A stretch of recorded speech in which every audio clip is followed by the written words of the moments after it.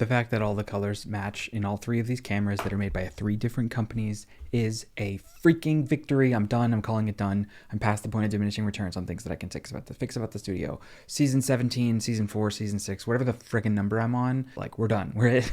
I'm making this video to call myself out. I've invested hours in refining this, and it's not been a waste. Like, I can jump back and forth between lots of different angles. This is one of my favorite ones, is this like double mirrored thing, because I can do cool angle compositions. I got the stickies on the side. I've got a camera that does top down. I've got another different kind of top down camera, and I can show you my monitor. I didn't mean to be there twice. Oops. How about this? There's the, wow.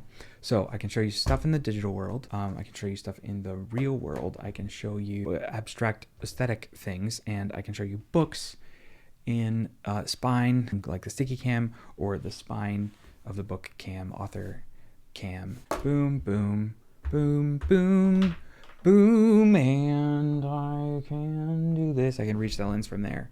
It's kind of far away, but it's not far enough away that it breaks it. There's the other one. When I had this one over there, it was far enough away that I... Okay, it's done. The end. Fiend.